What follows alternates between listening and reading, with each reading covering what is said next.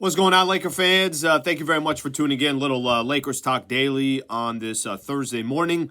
Lakers getting ready to take on the Chicago Bulls tonight. So I'm not going to spend too much time on this specific game.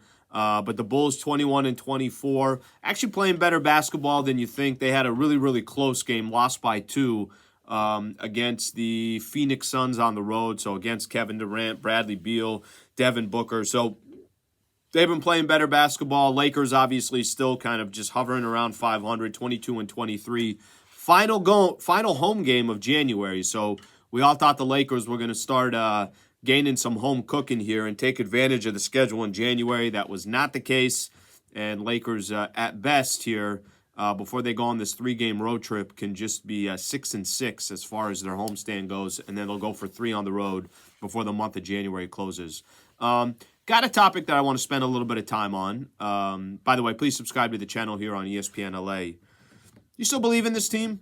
Do you still believe the Lakers can make a run? And I'm going to tell you why I'm bringing this up. Do the pregame show, obviously, with Michael Thompson.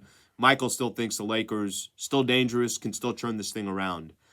Brad Turner of the LA Times had him on the pregame show. Mark Medina, I had him on my podcast. There's a few people here that obviously are all around Lakers basketball that still think, hey, look, the Lakers will eventually turn this thing around. That even if they don't make a move, that the roster that they have can still be a dangerous roster. That can still get the Lakers to where they want to be, even potentially out of this play-in tournament. Right now, to get out of the play-in tournament, what are they, 4.5 back, something along those lines? Yeah, Pelicans are 26 and 18. So getting out of this... Getting out of the play-in tournament is going to be a challenge for the Lakers. We'll see what they eventually do the rest of the way.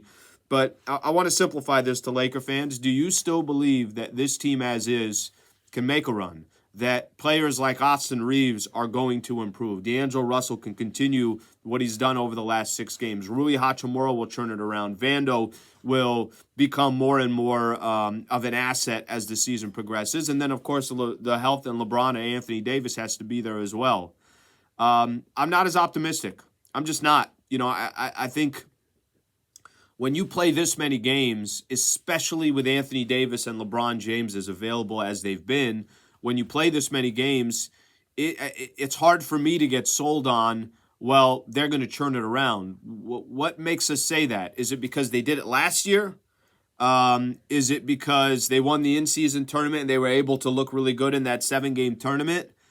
I'm not one to give them the benefit of the doubt. I look at this Lakers team, and 22 and 23 is their record, and that's kind of exactly what they are. The definition of a 500 team or an average team is one night you look pretty good, and the next night you look pretty bad. And that's the Lakers. I'll use the game against the Chicago Bulls tonight. They got the Bulls tonight. Would you be shocked that I'm sitting here tomorrow morning and I'm doing Lakers Talk Daily again, and we're talking about the Lakers losing by 4 or 6 points? Of course you wouldn't be shocked. I also wouldn't be surprised if Lakers won by 9 or 10 tonight. I don't really know what I'm going to get every single night. And I think those inconsistencies for the Lakers, I get it. If they get in the playoffs and they're in a playoff series, and now all of a sudden the game is slowing down. Now all of a sudden you don't have to travel as much. Now all of a sudden you get a little bit of rest in between games.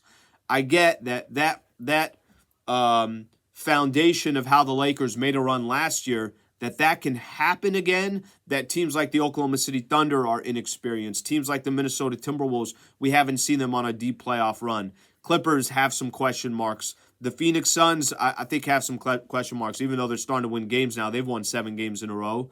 I get that there really isn't a clear-cut favorite in the Western Conference other than the Denver Nuggets. Denver is the favorite, should be the favorite.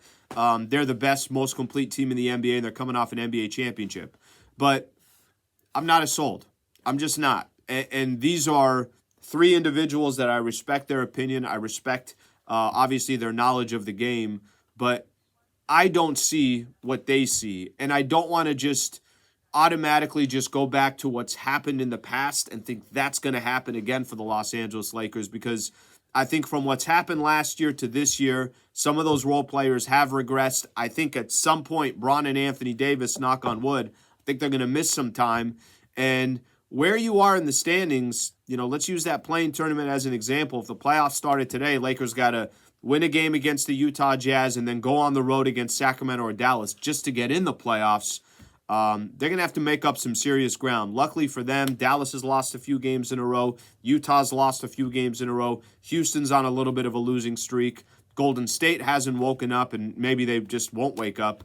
But there are some things that benefit the Lakers, but I think big picture, it's tough for me to get sold on this team.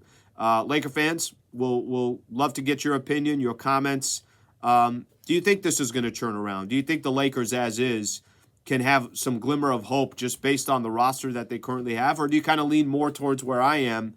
If you're 45 games in, you've had LeBron, you've had Anthony Davis, you've had a lot of these players that came back from last year's playoff run that, yes, some guys have missed time, but LeBron, Anthony Davis, Austin Reeves, and D'Angelo Russell really have not missed that much time, and they've been there for the most part all season long. So your thoughts, your comments, would appreciate it. Got the pregame show a little bit later today.